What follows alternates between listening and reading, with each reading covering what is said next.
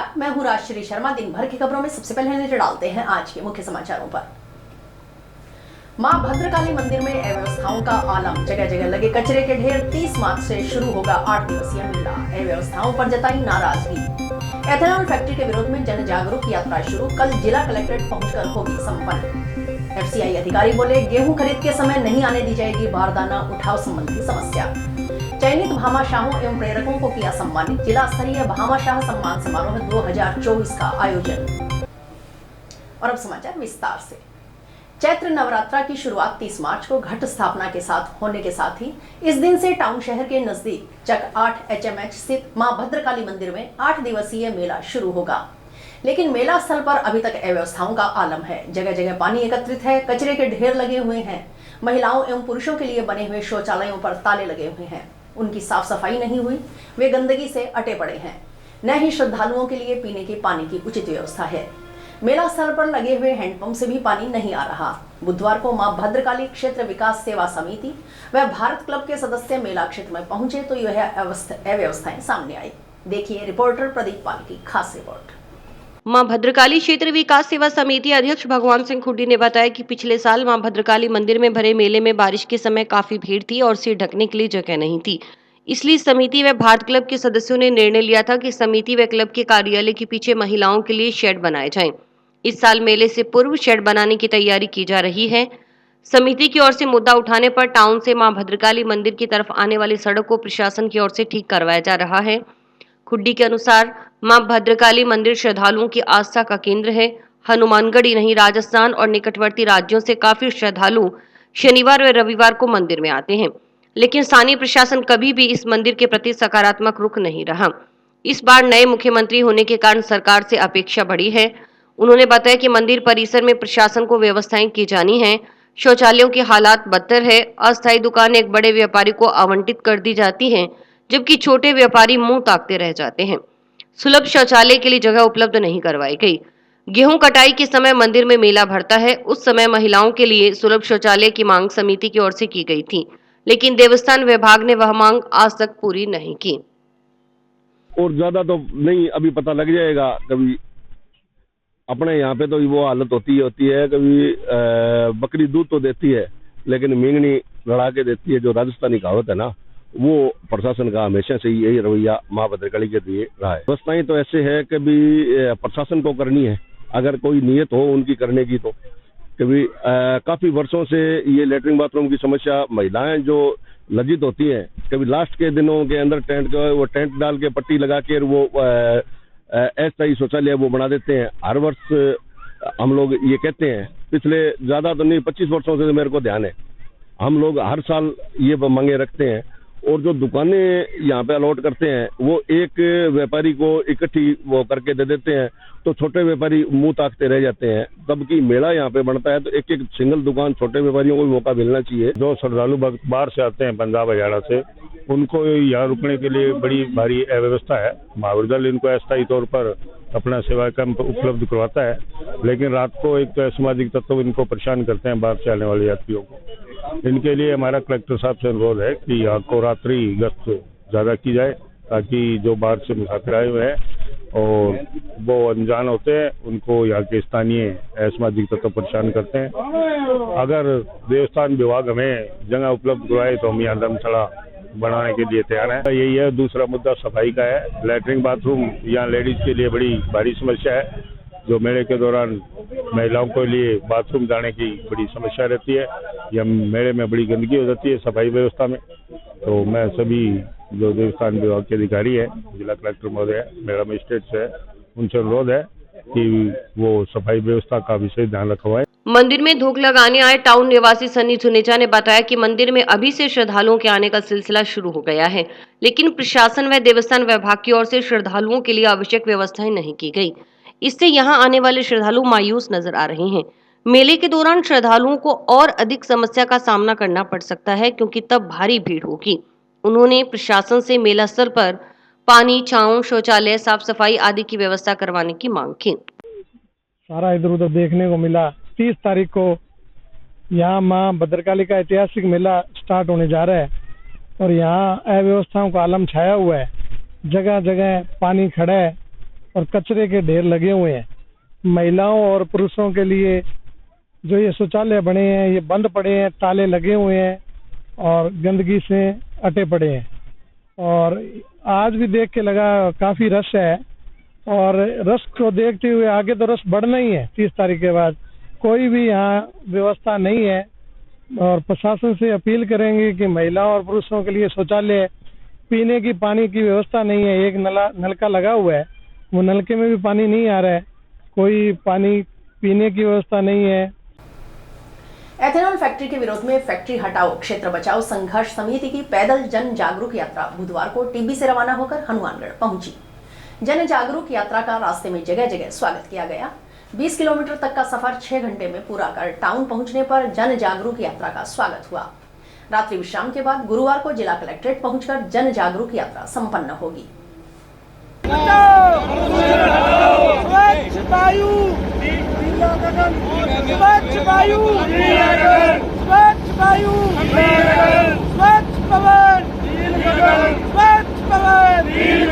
प्रकृति बचाओ, प्रकृति बचाओ, प्रकृति बचाओ, स्वच्छ पवन।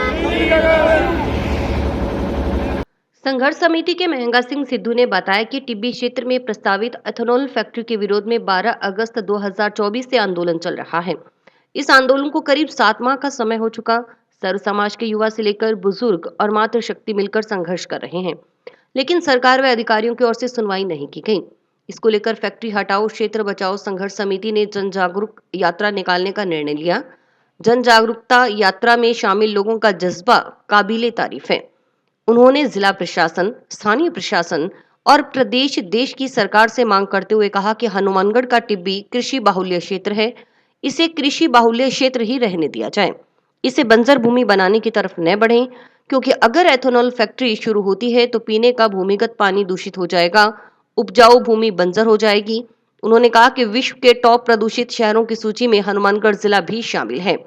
आने वाला समय इससे भी भयानक होने वाला है। प्रकृति बचाओ प्रदूषण हटाओ का संदेश देने के मकसद से जन जागरूक यात्रा निकाली जा रही है। उन्होंने बताया कि टाउन में रात्रि विश्राम के बाद गुरुवार सुबह जिला कलेक्ट्रेट कार्यालय पहुंच यात्रा का समापन होगा। आप सभी लोगों को अवगत है कि अपना 12 अगस्त 2024 से टिब्बी एथेनॉल फैक्ट्री के विरोध में आंदोलन चल रहा था और लगभग 7 माह से ज्यादा का समय हो चुका। आप देखें कि बड़े बुजुर्ग, मातृशक्ति और नौजवान वहाँ मिलकर के संघर्ष करें, सर्व समाज के लोग संघर्ष करें, लेकिन हमारी सरकार के द्वारा, अधिकारियों के द्वारा कोई सुनवाई नहीं की जा रही थी, जिसको लेकर के हमने पूरी कमेटी ने एक निर्णय लिया और टिब्बी से एक जन जागरूक पैदल मार्च का आयोजन किया गया। आप देख रहे हैं कि लगभग 15 किलोमीटर से ज्यादा का सफर तय करके पैदल, बिल्कुल पैदल हम यहाँ पहुंचे और लोगों का जो जज्बा है, जो हौसला है, वो काबिले तारीफ है। हम आपके चैनल के माध्यम से जिला प्रशासन, स्थानीय प्रशासन, देश और प्रदेश की सरकार को निवेदन करना चाहते हैं कि जो हनुमानगढ़ का टिब्बी क्षेत्र है वो कृषि बहुल्य क्षेत्र है, उसे कृषि बहुल्य रहने दें, उसे बंजर भूमि बनाने की तरफ आप नहीं बढ़े, क्योंकि अगर एथेनॉल फैक्ट्री का वहाँ काम शुरू होता है तो वहाँ की जो उपजाऊ भूमि है, जो भूमिगत पीने का पानी है, उसको भी गंदा कर दिया जाएगा। और आप देख रहे हैं कि एक विश्व की सूची जारी होती है जिसमें टॉप 20 प्रदूषित जिलों को शामिल किया जाता है, जिसमें से 13 जिले भारत के होते हैं और उनमें से 3 जिले अकेले राजस्थान के शामिल किए जाते हैं और उसमें से एक हमारा जिला हनुमानगढ़ भी होता है। जो आने वाले समय को देखते हुए हमारे लिए आने वाला समय भयानक है। हम प्रकृति बचाओ प्रदूषण हटाओ जन जागरूक यात्रा के तहत बिल्कुल पैदल चल रहे हैं। ये हमारा जो 7-7.5 महीने से धरना चल रहा है, उसी को उपलक्ष्य में ये एक विरोध स्वरूप हमने ये जनता की जन जागरूक यात्रा निकाली है, जो कि कलेक्ट्रेट तक जाएगी और ये कल हमारा लगभग 2 बजे वहाँ समापन होगा और कलेक्टर साहब को ज्ञापन देकर हम ये समझाने की, कहने की कोशिश करेंगे भाई ये बहुत ही एक गलत और जहरीली फैक्ट्री लग रही है, जिसको यहाँ से हटाकर कोई नेत्र लगाई। टिब्बी रामदेव मंदिर एथेनॉल फैक्ट्री के विरोध से ये यात्रा शुरू हुई और पिछले 6 महीनों से ये विरोध प्रदर्शन जारी है। इसमें हम कलेक्टर को ज्ञापन देने के लिए निकले हैं और पहले भी कई बार ये ज्ञापन दे चुके हैं और सरकार को चेताना चाहते हैं कि इससे ग्राम का जो भूजल है वो खराब होने की संभावना है पूरी। यहाँ से पंजाब में भी ये फैक्ट्री जीरो लगी थी, वहाँ से भी विरोध करके उठाया गया और इसको लगने से पहले यहाँ विरोध शुरू कर चुके हैं गांव के प्रमुख किसानगण और हम सभी साथियों ने इनका बार बार विरोध किया है और अब भी कलेक्टर साहब को यही शांतिपूर्वक ज्ञापन देने जा रहे हैं कि इस फैक्ट्री को यहाँ न लगने दिया जाए। इसी प्रदर्शन के लिए हम कलेक्टर साहब को ज्ञापन देने जा रहे हैं। नोहर थाना पुलिस ने 10 ग्राम चिट्टा बरामद कर 2 तस्करों को गिरफ्तार किया है। इनके कब्जे से बाइक भी जब्त की गई है। डीएसटी के सहयोग से की गई कार्रवाई के संबंध में एनडीपीएस एक्ट के तहत मुकदमा दर्ज किया गया है। पुलिस के अनुसार नोहर थाना प्रभारी ईश्वरानंद शर्मा के नेतृत्व में टीम मंगलवार देर रात्रि को गश्त कर रही थी। गश्त के दौरान मुखबिर की सूचना पर पुलिस टीम ने नोहर कस्बा में नाकाबंदी के दौरान कार्रवाई करते हुए मोटरसाइकिल सवार 2 व्यक्तियों के कब्जे से 10 ग्राम हेरोइन बरामद की। मोटरसाइकिल जब्त कर मौके से मुकेश निवासी वार्ड 15 गांव फेफाना व जयलाल दीन निवासी वार्ड 25 गांव फेफाना को गिरफ्तार किया। प्रकरण की तफ्तीश खुइया पुलिस थाना प्रभारी एसआई जगदीश प्रसाद पांडर कर रहे हैं। कल रात को नाकाबंदी के दौरान नोहर थाना पुलिस द्वारा मोटरसाइकिल सवार 2 व्यक्तियों को रोककर उनके कब्जे से 10 ग्राम चिट्टा बरामद किया गया। इस कार्रवाई में मुकेश कुमार मेघवाल निवासी फेफाना व जलालुद्दीन निवासी फेफाना के विरुद्ध एनडीपीएस एक्ट में मुकदमा दर्ज किया गया है। उक्त मुकदमे का अनुसंधान खुइया थाना प्रभारी को सौंपा गया है। नोहर पुलिस द्वारा चिट्टा बेचने वालों के खिलाफ, नशीले पदार्थों की तस्करी करने वालों के खिलाफ लगातार कार्रवाई की जा रही है और यह कार्रवाई लगातार जारी रहेगी। रबी विपणन वर्ष 2025-26 में गेहूं सहित अन्य कृषि जिन्सों की खरीद को लेकर बुधवार को टाउन स्थित फूड ग्रेन मर्चेंट्स एसोसिएशन संस्था कार्यालय में व्यापारियों व भारतीय खाद्य निगम के अधिकारियों की बैठक हुई। बैठक में पहुंचे भारतीय खाद्य निगम के गुणवत्ता निरीक्षक हवा सिंह ने व्यापारियों के साथ गेहूं की एमएसपी पर खरीद को लेकर चर्चा की। फूड ग्रेन मर्चेंट्स एसोसिएशन संस्था पदाधिकारियों ने एफसीआई के गुणवत्ता निरीक्षक को बताया कि गेहूं खरीद के समय बारदाना व लिफ्टिंग को लेकर किसानों व व्यापारियों को परेशानी का सामना करना पड़ता है। इस पर गुणवत्ता निरीक्षक ने आश्वस्त किया कि इस बार बारदाना व लिफ्टिंग संबंधी परेशानी नहीं आने दी जाएगी। लिफ्टिंग के लिए अभी से वेयर हाउस में जगह बना दी गई है। बारदाना भी पर्याप्त मात्रा में पहुंच चुका है। एफसीआई की गुणवत्ता निरीक्षक हवा सिंह ने अधिकाधिक किसानों से अपील की कि वे अपनी गेहूं एमएसपी पर बेचने के लिए शीघ्र पोर्टल पर रजिस्ट्रेशन करवाएं ताकि खरीद के समय किसी भी तरह की समस्या उत्पन्न न हो। उन्होंने बताया कि एफसीआई की ओर से लिफ्टिंग के लिए ठेकेदार, बारदाना खरीद उपकरण सहित सभी व्यवस्थाएं कर ली गई हैं।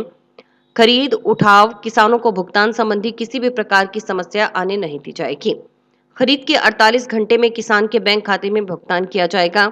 इस वर्ष गेहूं का न्यूनतम समर्थन मूल्य 2425 रुपए प्रति क्विंटल तय किया गया है। इसके अतिरिक्त राज्य सरकार की ओर से 150 रुपए प्रति क्विंटल पर बोनस प्रदान किया जाएगा, जिससे गेहूं की खरीद दर 2575 रुपए प्रति क्विंटल के अनुसार होगी। मेरा सभी व्यापारी भाइयों से, किसानों से यही अनुरोध है कि सभी किसान भाइयों, सभी व्यापारी भाई अपना एमएसपी पोर्टल पर रजिस्ट्रेशन करवाना जल्दी से जल्दी सुनिश्चित करें ताकि खरीद के समय किसी भी टाइप की कोई समस्या उत्पन्न ना हो। भारतीय खाद्य निगम द्वारा सभी प्रकार की जो भी तैयारियां हैं, लिफ्टिंग के लिए ठेकेदार प्लस बारदाना प्लस में जो भी खरीद के लिए उपकरण या जो भी चाहिए उसके लिए सब सारी व्यवस्थाएं पूरी हो चुकी है। किसान को 2425 रुपए प्लस 150 रुपए बोनस 2575 रुपए का एमएसपी गेहूं खरीद पे दिया जाएगा। फूड ग्रेन मर्चेंट्स एसोसिएशन संस्था अध्यक्ष नरोत्तम सिंगला ने बताया कि मंडी में कृषि जिन्स लाने वाले किसानों के लिए पानी की व्यवस्था के लिए प्याऊ की रखरखाव का कार्य मार्केट कमेटी की ओर से शुरू कर दिया गया है। लाइट चौकीदार की व्यवस्था कर दी गई है। रबी सीजन में किसानों, मजदूरों व व्यापारियों को किसी प्रकार की असुविधा न हो, इसके लिए अभी से आवश्यक बंदोबस्त किए जा रहे हैं। कृषि जिन्स की चोरी की वारदातों पर लगाम लगाने के लिए मार्केट कमेटी की ओर से सीसीटीवी कैमरे लगाए जाएंगे, परंतु उससे पहले कुछ अतिरिक्त चौकीदारों की व्यवस्था की जाएगी। ट्रैफिक व्यवस्था सुचारू रखने के लिए 3 व्यक्तियों की नियुक्ति की जाएगी ताकि रबी सीजन में मंडी में निकलने वाले रास्तों पर किसी प्रकार की बाधा उत्पन्न न हो। आज आने वाला जो रबी का सीजन है अभी शुरू होने जा रहा है, उसी के संदर्भ में आज एसोसिएशन में एक मीटिंग का आयोजन किया गया, जिसमें एफसीआई के जो हमारे क्वालिटी इंस्पेक्टर हवा सिंह जी यहाँ पधारे हैं, उनसे चर्चा हुई। एफसीआई के सीजन में हमें बारदाने व लिफ्टिंग में जो कुछ परेशानियों का सामना करना पड़ता है, जिससे हमारे किसानों को, व्यापारियों को बहुत ही माल लाने में और यहाँ मंडी में, स्पेस में और माल उठाने में जो दिक्कतें आती हैं, उन दिक्कतों को पीओ साहब को अवगत कराया गया और उन्होंने आश्वासन दिया है कि लिफ्टिंग व बारदाने में किसी प्रकार की कोई परेशानी नहीं आएगी।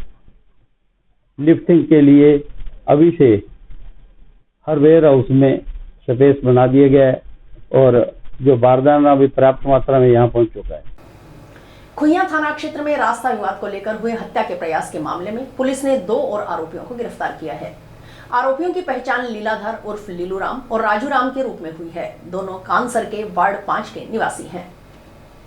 कांसर निवासी रामकुमार के खेत में 23 अगस्त 2024 को जबलदीप उर्फ दीपा और उसके साथियों ने जबरदस्ती रास्ता निकालने का प्रयास किया। विरोध करने पर आरोपियों ने रामकुमार पर जानलेवा हमला कर दिया और वाहनों में तोड़फोड़ की। खुंया थाना प्रभारी एसआई जगदीश पांडर ने बताया कि इस मामले में पहले ही दिलीप उर्फ दीपा, सोहनलाल, भानीराम, हनुमान, महेंद्र सिंह और महावीर को गिरफ्तार कर जेल भिजवाया जा चुका है। नए गिरफ्तार आरोपियों से वारदात में इस्तेमाल की गई बलेरो पिकअप भी जब्त की गई है। शिक्षा विभाग की ओर से टाउन स्थित सेठ राधा कृष्ण बिहानी राजकीय बालिका उच्च माध्यमिक विद्यालय में बुधवार को जिला स्तरीय भामाशाह सम्मान समारोह 2024 का आयोजन किया गया। समारोह में विद्यालयों में राशि दान करने वाले जिले के सभी ब्लॉक के चयनित 24 भामाशाहों एवं 8 प्रेरकों को सम्मानित किया गया। कार्यक्रम में अतिथियों के रूप में भाजपा के पूर्व जिलाध्यक्ष देवेंद्र पारी, भाजपा नेता अमित सहू, गुलाब सीमर, विकास गुप्ता, मुख्य जिला शिक्षा अधिकारी पन्नालाल कड़ेला, मुख्य ब्लॉक शिक्षा अधिकारी सीमा भल्ला ने शिरकत की। कार्यक्रम को संबोधित करते हुए विकास गुप्ता ने कहा कि कुछ लोगों ने समाज, देश, सभ्यता, संस्कृति के लिए अपना सर्वस्व न्यौछावर कर दिया। ऐसे लोगों को भामाशाह की उपाधि दी गई। सब मिलकर समाज में अगर कुछ काम करते हैं तो समाज उससे अपनाता है और आने वाली पीढ़ियां उससे प्रेरणा लेती हैं। प्रेरणा लेकर उस काम को करती हैं, तब हमें उसके सार्थक परिणाम मिलते हैं। उसमें भी ऐसे लिखा हुआ है, वानप्रस्थ आश्रम में घर का खाकर समाज का काम करना। तो ये हमारी सभ्यता और संस्कृति में शुरू से जुड़े हुए हैं ये सरोकार। हम सब लोग समाज में मिलकर जब कुछ काम करते हैं, समाज उसको फॉलो करता है, अच्छे कामों को फॉलो करता है और आने वाली पीढ़ियां उससे प्रेरणा लेती है। प्रेरणा लेकर उस काम को करने के लिए उद्यत होती हैं, तब हमें उसके सार्थक परिणाम मिलते हैं। गुलाब सिमर ने कहा कि आज का युग शिक्षा का युग है। शिक्षा के बिना मानव जीवन अधूरा है। आज के इस युग में अपने लिए तो सभी जीते हैं, लेकिन किसी भी रूप में अगर कोई व्यक्ति, चाहे वह समाज की सेवा करे, चाहे वह भामाशाह के रूप में सेवा करे, हमारा भी फर्ज बनता है कि हम भी कुछ ना कुछ कर दिखाएं। शिक्षा का युग है और शिक्षा के बिना ये मानव जीवन अधूरा है। और आज के इस युग में अपने लिए तो सभी जीते हैं, लेकिन किसी भी रूप में अगर कोई भी व्यक्ति, चाहे वो समाज की सेवा करे, चाहे वो भामाशाह के रूप में सेवा करे, तो हमने भी इस धरती पर जन्म लिया है जो श्री राम और श्री कृष्ण जी की जन्मभूमि है। तो हमारा भी ये फर्ज बनता है कि हम भी कुछ ना कुछ करके दिखाएं। तो अगर हम आज इस भागाभागी और मारामारी के समय में आज जो भी भामाशाह के रूप में सहयोग करता है, तो मैं तो उन्हें आज के इस समय के भगवान श्री कृष्ण जी के काना मानती हूँ। सीबीईओ सीमा भल्ला ने बताया कि इन भामाशाहों की ओर से लाखों रुपयों के कार्य विद्यालय में किए गए। विद्यालय के भौतिक संसाधनों की आपूर्ति भी की गई। उन्होंने बताया कि इस तरह के कार्यक्रम आयोजित करने का उद्देश्य है कि जिन भामाशाहों ने बिना किसी स्वार्थ के समर्पित होकर संस्था के लिए कुछ किया, उन्हें शिक्षा विभाग प्रतीक स्वरूप सांकेतिक रूप से सम्मानित करता है। इससे आने वाली पीढ़ी, विद्यार्थियों में भी इस तरह के संस्कार विकसित हों, ताकि वे भी आगे चलकर समाज के लिए कुछ सोचने समझने की क्षमता रखें। आज जिला स्तरीय भामाशाह सम्मान समारोह 2024 आयोजित किया गया है, जिसमें जिन भामाशाहों ने विद्यालयों के अंदर दान राशि दी है, तो वो जो भी शिक्षा विभाग के नियम व शर्तें हैं उस हिसाब से वो उसका पात्र होता है। जैसे अधिक राशि दान करने वाले राज्य स्तर पे, फिर संभाग, फिर जिला, फिर ब्लॉक। तो जिला स्तर पर हम ये प्रोग्राम आयोजित हमने किया है, जिसमें हमने 24 तो हमारे दानदाता भामाशाह हैं और 8 हमारे प्रेरक हैं और उनके द्वारा लाखों के कार्य विद्यालय में किए गए और विद्यालय के भौतिक संसाधनों की आपूर्ति भी की गई। उसके लिए शिक्षा विभाग हमेशा इनके प्रति कृतज्ञ है। समाचार अभी और भी है, देखते रहिए स्काई चैनल।